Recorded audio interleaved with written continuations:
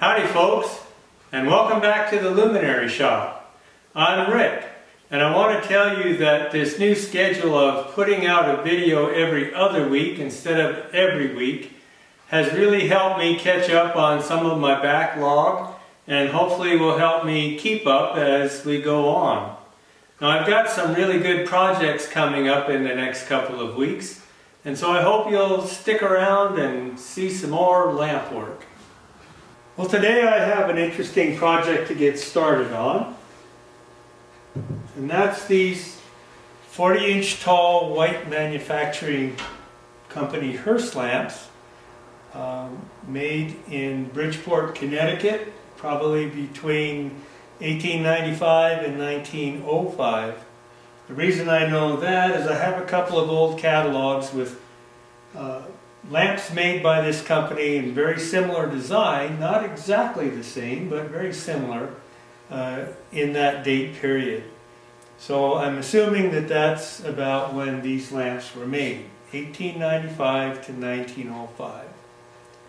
These lamps are owned by the descendants of the original purchaser. They're still in the funeral business. This restoration will be accomplished by completely tearing the lamps down, removing the tails, removing the heads, probably taking out the glass, taking the doors off and so forth, and then I'll restore each piece and then put them all back together. When I'm all done, what you'll see if you look at this side or the front of the lamp is that the tops will be silver, the bezels around the glass will be silver, the epaulets and the columns will also be silver, and the entire tails will be silver. So from the side or the front, they will appear mostly silver. Now these lamps are going to be painted on the door side and the side that will go toward the carriage or hearse. Now I've already started, just to do my quotation to the customer, and done a little bit of cleaning on the inside. Now you can see these look pretty tough, but with a lot of elbow grease and the right products, you can oftentimes bring the silver back to pretty good appearance. The tails thread off.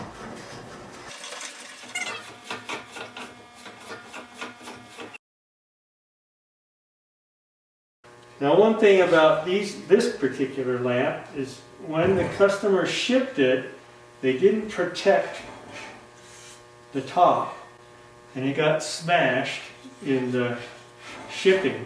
Just the sheer weight of these lamps, they weigh about 11 pounds a piece.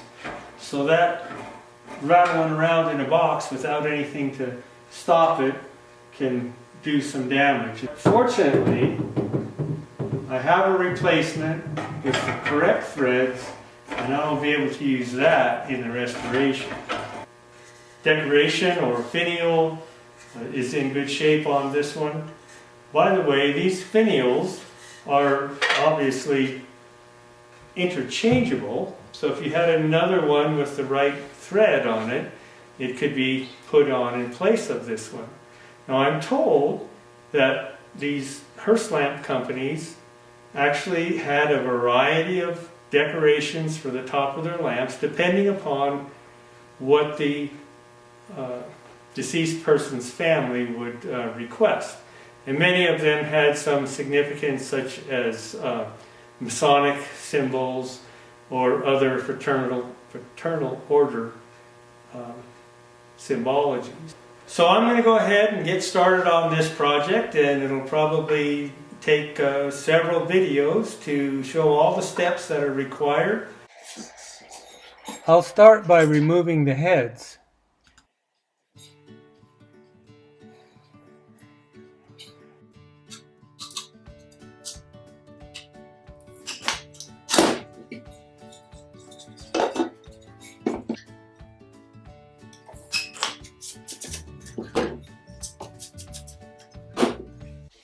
This threaded ring is what the tail screws to, and I'll take it off next.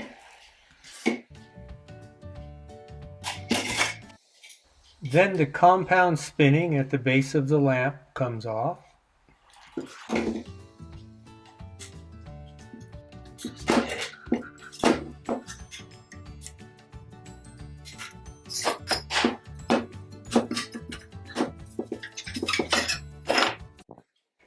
Now I'll remove the door.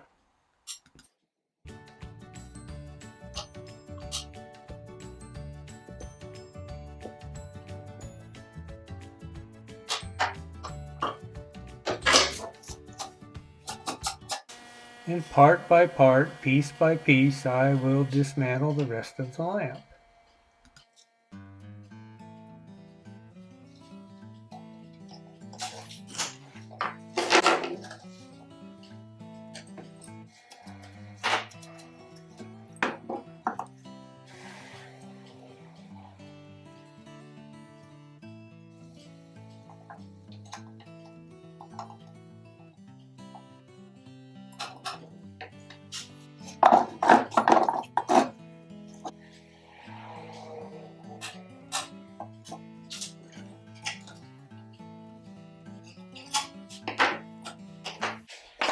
Those of you who have watched my earlier videos understand that removing this glass is a little bit tricky sometimes.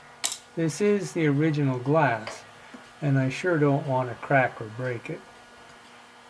So I concentrate the heat on the bezel and try to avoid direct contact with the flame in the glass, and that sort of heats the glass gradually.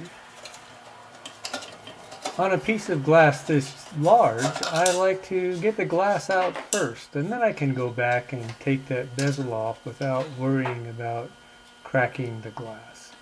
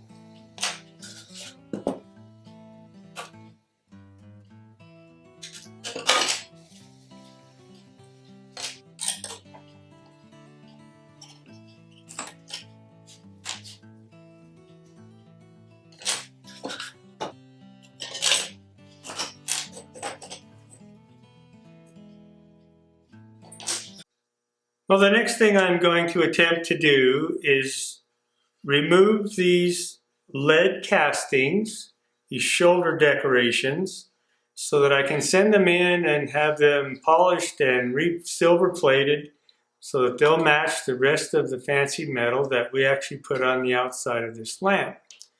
And the trick is that this is made out of lead, with a melting temperature of 620 degrees, while the solder that's used to put it on has a melting temperature somewhere between 440 and 460 degrees. So there's not a lot of leeway in there.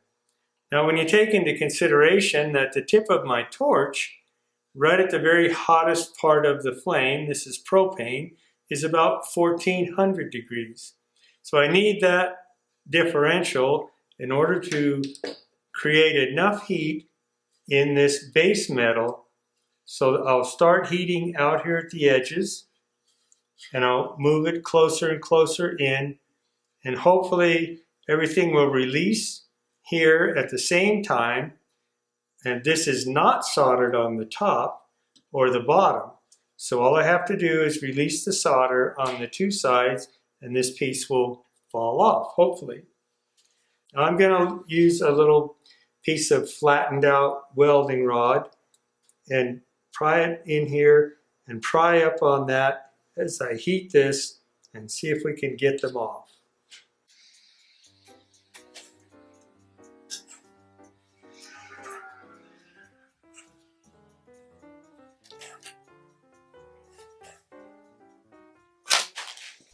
So here you can see that I have been successful in melting the solder, but not melting the lead.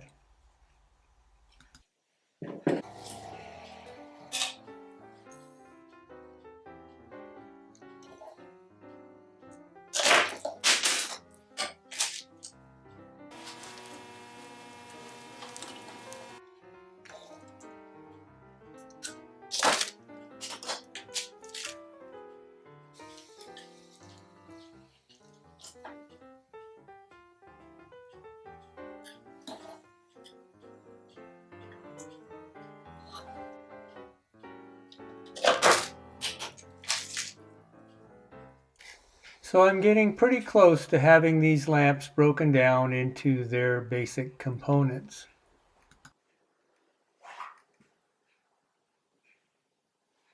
I'm going to have to take these heads apart in order for the silver plater to get into these recesses and polish before they plate. So I'm going to have to remove these heads, which is pretty simple. They thread off. And this ring on the bottom, I'm going to have to take that off so they can get in here with their buffs. So we'll go about doing that and clean them up a little bit and send these along to the silver plater as well.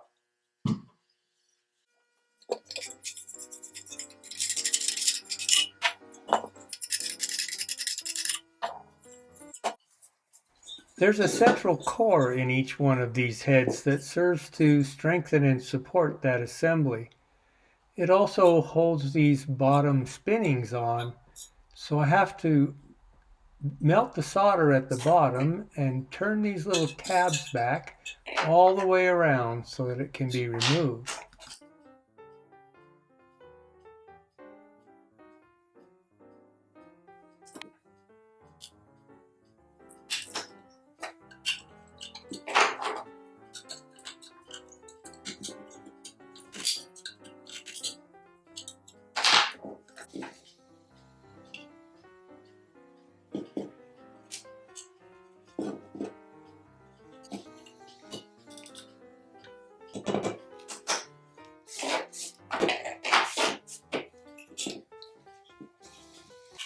Those inner cores are soldered on the inside of the head, right about where I'm heating right now. So I have to melt the solder on both ends of the core at the same time in order to remove them.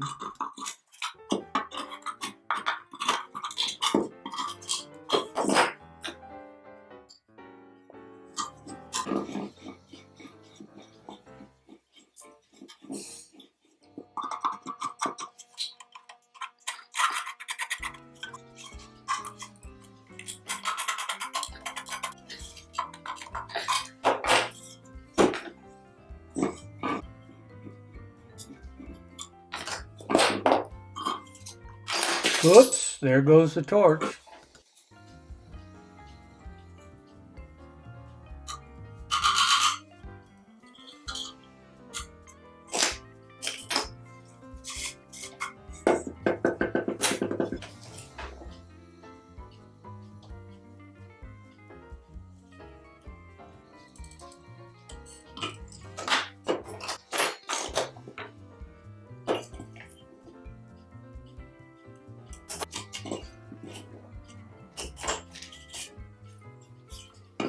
The bottom of these heads is made of two spinning soldered together.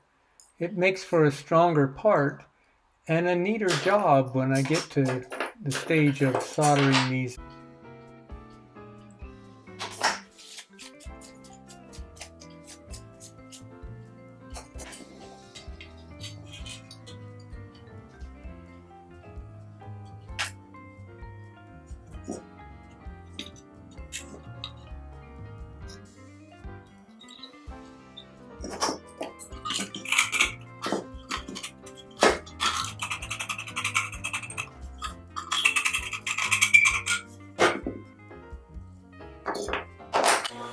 I'll clean up all these pieces and polish them up a little bit the best I can before I send them to the plater. That way I can see what I actually have and can find any cracks or things that might need to be replaced.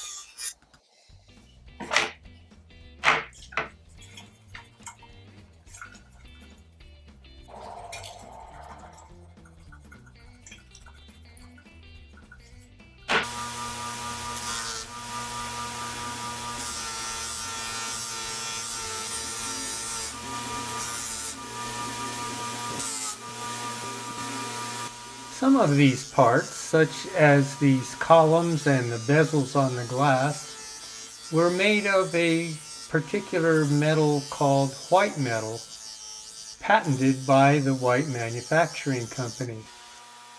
This white metal is an alloy of mostly silver and nickel, so the color is consistent all the way through the piece, and it can be polished out without having to plate it.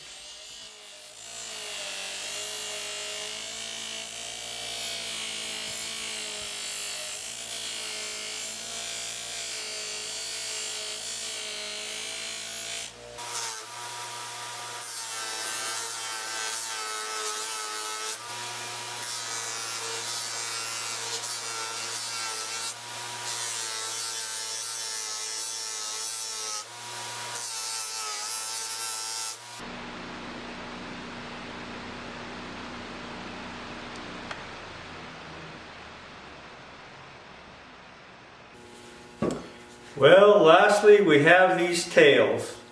They're in pretty good shape, but they have some dings and dents in them, and to get those out, I'm probably going to have to take these apart so I can get at them to hammer out the dents and so forth.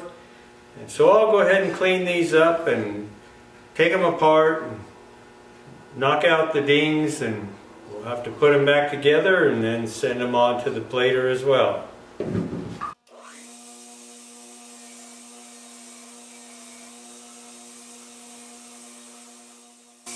I'm using a very fine wire wheel to clean these parts so that they can be polished later on. The bristles on this wire wheel are 0.006 or 6/1000ths of an inch in diameter.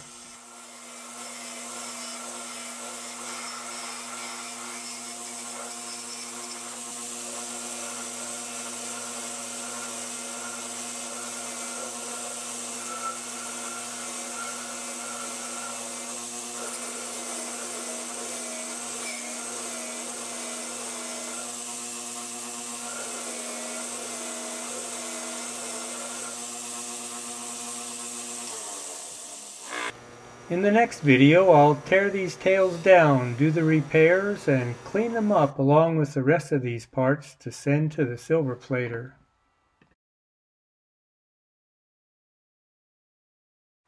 I hope you enjoyed the video. See you next time.